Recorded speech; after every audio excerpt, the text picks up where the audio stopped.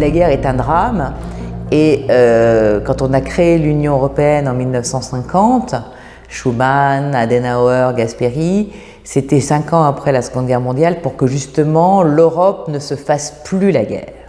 Ça a marché puisque la paix recherchée a duré sur le territoire européen, à l'intérieur de l'Union européenne depuis.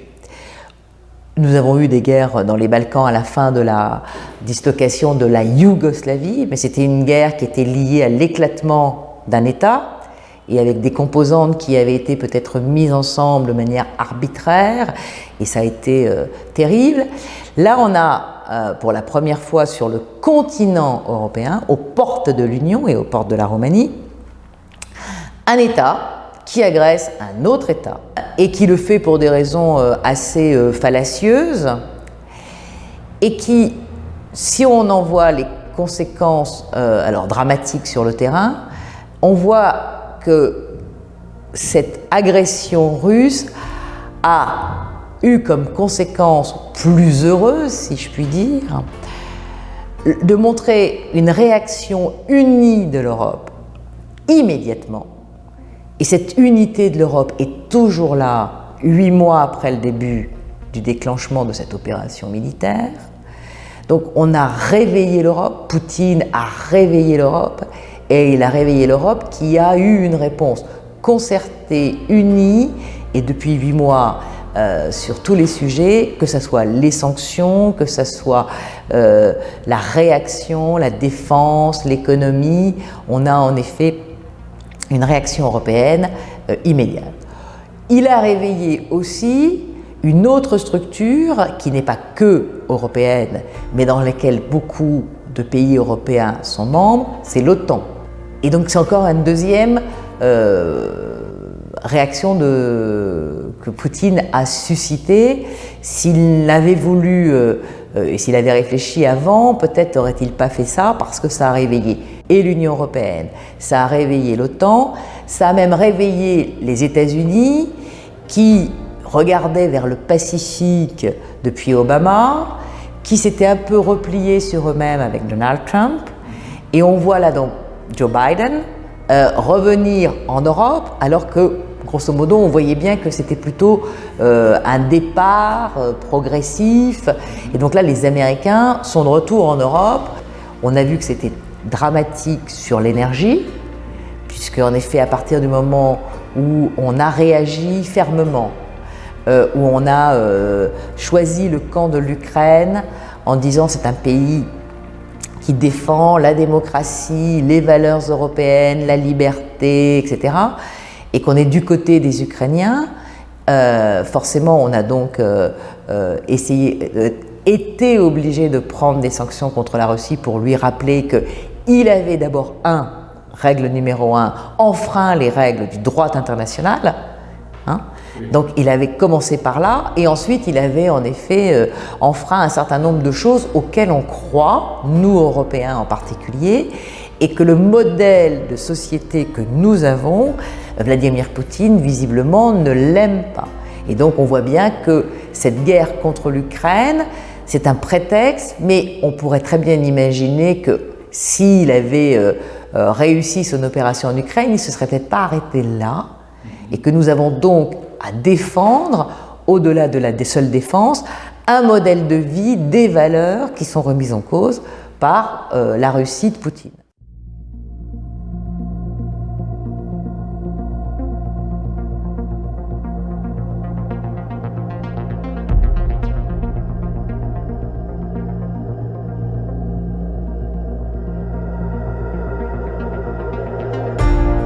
Il aurait été judicieux peut-être de se poser la question de la mise en commun d'une vraie Europe de l'énergie plus tôt. Surtout que c'est, si j'en crois un petit peu l'histoire de l'Union européenne, on a commencé par parler du charbon et d'acier. Le charbon, c'était quand même une des principales ressources dans les années 50. On a créé aussi le traité Euratom, donc l'énergie atomique, en 1957, c'est un des 2 traités de Rome. Donc sur les questions énergétiques, on avait déjà à la base, dès les pères fondateurs, imaginer ces questions dans une version économique comme quelque chose qui devait faire l'objet d'une réflexion commune. Voilà. Alors, j'allais dire, quand on a un voisin qui est le plus grand pays du monde géographiquement, qu'il a donc toutes les ressources, puisque c'est le plus grand géographique, et que, par facilité, paresse peut-être, hein, mais on échange avec lui parce qu'il a toutes les ressources et que c'est plus facile de les faire venir de Russie avec lequel nous avons une frontière terrestre commune. Quand tout va bien, on se dit bon voilà c'est facile, c'est bien, etc.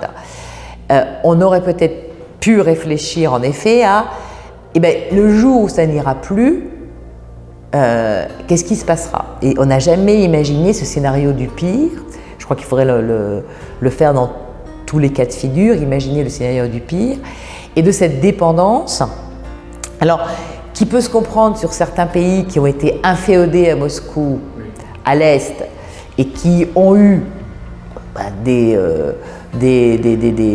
infrastructures parce que Moscou était là pendant un moment, mais tout ça a sauté en 1989-90. Bon, mais les infrastructures étaient là, donc c'était facile de les utiliser.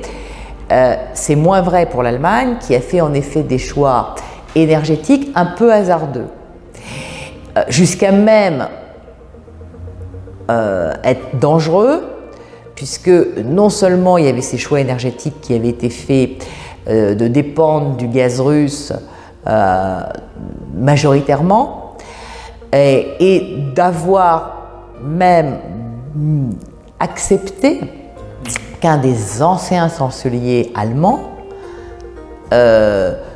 devienne le responsable, ou soit l'un des responsables d'une entreprise russe.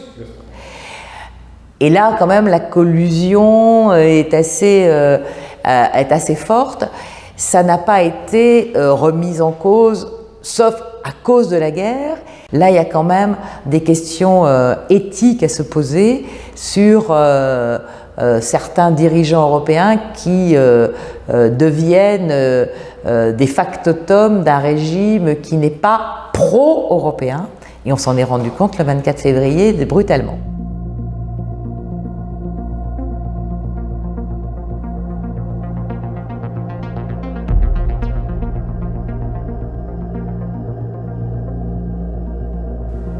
Les erreurs stratégiques de Poutine et militaires de l'armée russe montrent les failles de ce régime. On pensait que c'était un régime tout-puissant, il l'était, c'était, souvenons-nous de 89, c'était la deuxième puissance. Il y avait cet affrontement de la guerre froide entre les États-Unis d'un côté et l'Union soviétique de l'autre. C'était le géant, le mauvais élève, celui qui donnait du poil à gratter aux États-Unis. Et d'ailleurs, Vladimir Poutine dit c'est la plus grande catastrophe qui soit arrivée à la Russie le jour où, en effet, l'Union soviétique a sombré. Donc, ils sont toujours le plus grand État géographique du monde, mais avec une petitesse économique, puisque c'est un PIB qui est équivalent à seulement un peu moins de celui de l'Italie, la seule Italie, nous sommes 27, donc, et on voit bien donc la Russie coincée entre une Europe qu'elle déteste, et comme c'est pas un État, elle essaye de peut-être diviser les uns et les autres, ça n'a pas marché, même si en effet il y a des pro-Poutine dans plusieurs pays. Ils ne sont pas majoritaires et donc il n'a pas réussi à mettre un coin dans cette unité européenne depuis le 24 février, mais il déteste l'Europe. Et il a en effet de l'autre côté les Chinois qui ont pour eux alors l'avantage de la démographie, puisque si on regarde la population chinoise, c'est 1,4 milliard. Les Russes, c'est 150 millions et encore, ils sont en baisse. Donc on voit bien qu'ils sont coincés entre ces deux pôles, sans compter les États-Unis qui sont toujours là. Donc Poutine il y a eu une erreur d'analyse de sa part, une erreur d'analyse de ceux qui sont ses conseillers, les stratèges, etc. Et il se retrouve dans une position très délicate, puisque il y a des sanctions internationales, alors plutôt occidentales, mais sans avoir le soutien de la Chine ou les Indiens. Donc on a quand même les seuls soutiens qui ont voté contre sont c'est vraiment très peu d'États. Il y en a 5, la Corée du Nord, la Syrie, le Biélorusse, voilà. Donc c'est vraiment pas, c'est pas beaucoup. Et on a en effet des États qui, sans être dans les sanctions, trouvent que Poutine a mal agi. Et donc c'est l'image de la Russie qui est mise à mal par son chef. Et qu'est-ce qui va se passer? Alors je sais bien que c'est un régime un peu dictatorial, autocratique en tout cas, il est le chef, donc je ne sais pas ce qu'est capable de faire la Russie à l'intérieur pour dire à son chef d'État ça ne peut pas continuer comme ça.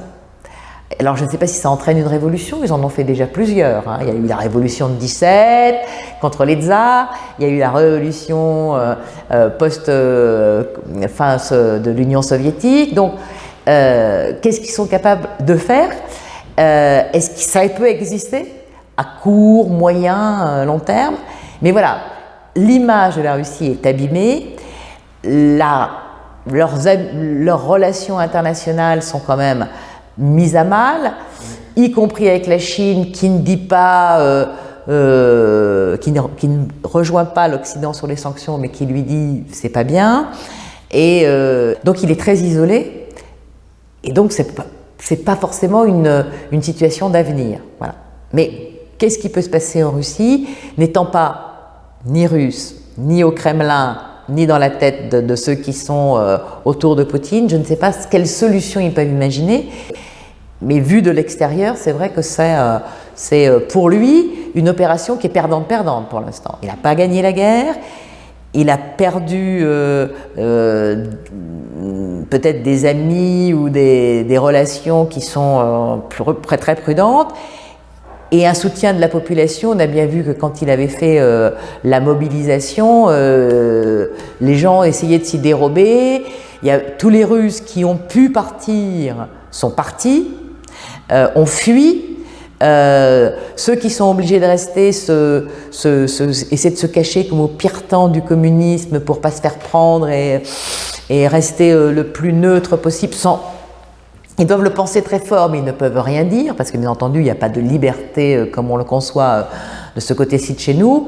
Et donc, ils sont dans l'attente, en espérant que ça ne sera pas plus dramatique pour eux, puisqu'ils ne peuvent plus voyager, ils ne peuvent plus peut-être trouver des biens de consommation utiles, et qu'ils n'ont pas de la vraie information, avec peut-être en effet une incertitude sur ce qui se passe, puisque la télévision russe donne seulement un son de cloche, et que c'est peut-être pour eux une méfiance aussi sur parce qu'ils n'ont pas toutes les données, tout simplement parce qu'ils n'ont pas accès à l'information, à la vraie.